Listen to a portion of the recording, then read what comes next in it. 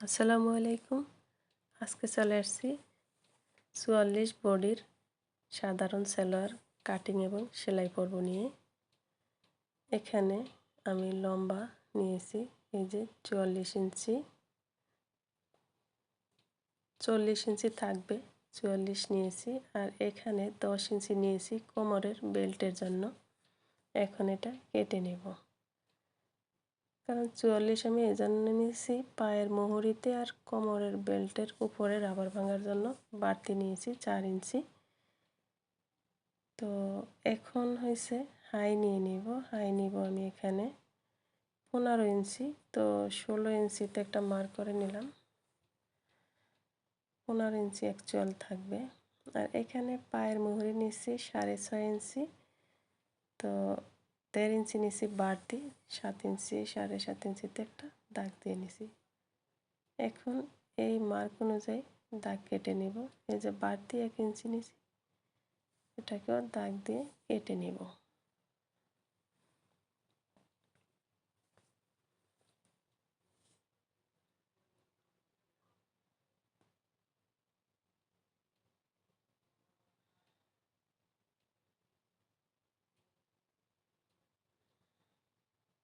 এই তো, এই যে এখানে কুচি বসবে, কারণ এটা কাবলি সালোয়ার। তার এই হাইটা এখান থেকে রাউন্ড করে কেটে নিয়েছি। এটা আসলে সরি, আমি ক্যামেরা বন্দি হয়নি। তো আর আমার মোবাইলটা একটু ব্লার ধরতেছে। এই তো হাই এবং হিপ দুটোই দেখিয়ে দিলাম। এই যে এখানে বাড়তি ২ ইঞ্চি কেটে নিয়েছি।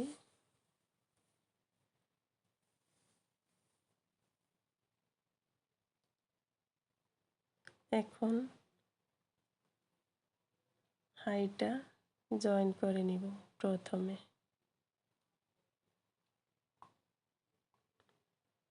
এটা হয়েছে উপরে বেল্ট বাদে নিচের হাইয়ের অংশটা।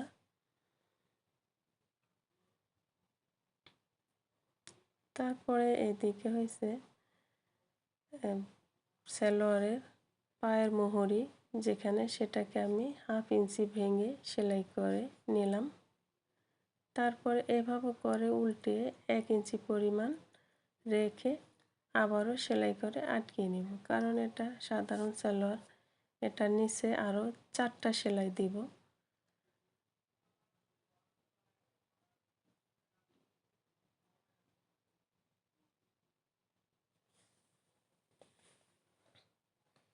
এই তো 1 ইঞ্চি পরিমাণ হয়েছে। এখন এর মাঝখানে আরও আমি 4টা সেলাই বসিয়ে দিব।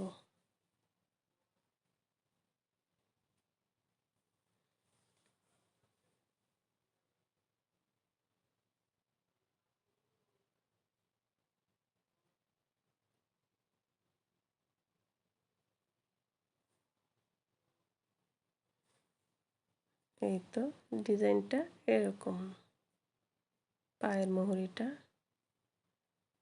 এখন হয়েছে আমি এই যে এখান থেকে হাইটা একটু সমান করে ধরে আটকিয়ে নিয়ে তারপরে এখন হয়েছে কোমরে কুচিটা বসাবো। এই তো হাইয়ের অংশটা সমান করে ধরে নিয়ে নিব, দুটো হাই একসাথে মিলিয়ে। তারপরে কোমরে কুচি বসিয়ে দিব, সেমভাবে অপর পাশেও কুচি বসিয়ে দিব। তারপরে উপরে কোমরের বেল্টের কাপড়টা জয়েন করে নিব। জয়েন করা হয়ে গেলে এখন উপর থেকে রাবারের জন্য 1/2 ইঞ্চি ভেঙে সেলাই করে নিব।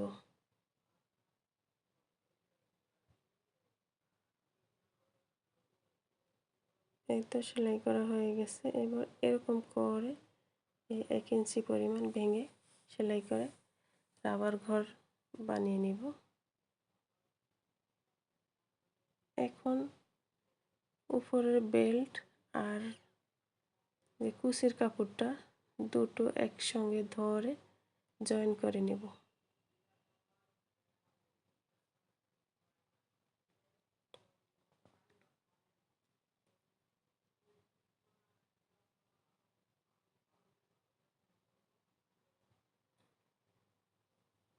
তো ঘুরিয়ে ঘুরিয়ে আমি পুরোটা জয়েন করে নিলাম।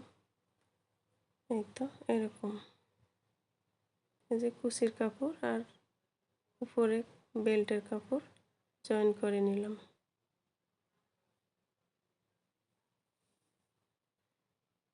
এখন হয়েছে আমি পায়ের মুহুরি 6 ইঞ্চি নিব, আর 1 ইঞ্চি বাড়তি রেখেছি ওটা 6 ইঞ্চি দাগ এই যে 6 ইঞ্চি মার্ক করে সেলাই করে জয়েন করে নিব। পায়ের মুহুরি থেকে একদম হাই পর্যন্ত পুরোটা সেলাই করে নিব। এক পাশ সেলাই করা হয়ে গেছে, অপর পাশের পায়ের মুহুরিটাও দাগ দিলাম। এই যে 6 ইঞ্চি পরিমাণ দাগ দিয়ে সেলাই করে আটকে নেব। অবশ্য ডাবল সেলাই দিয়ে নেব। এই তো সেলাই করা হয়ে গেছে। এই হলো সেলাই করার পর এখন রাবার নেব। এটা এই যে 38 ইঞ্চি নিব, 44 ইঞ্চি যেহেতু কোমর, তো আমি 38 ইঞ্চি নিব রাবার, তারপরে জয়েন করে নিব। এই তো রাবার ঘর অফ ক্যামেরায় সেলাই করে নিলাম। এখন এর ভিতরে রাবারটা ট্রান্সফার করব।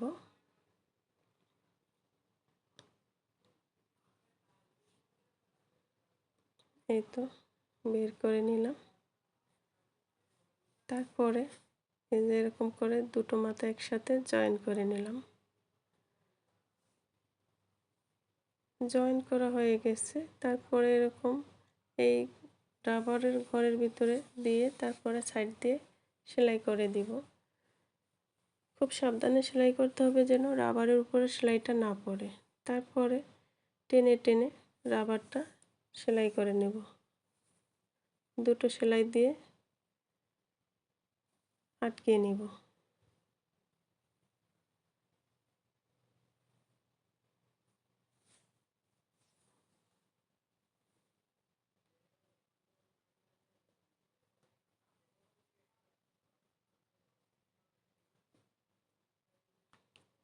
এই তো তৈরি হয়ে গেল সাধারণ সেলার। আজ এই পর্যন্ত। আল্লাহ হাফেজ।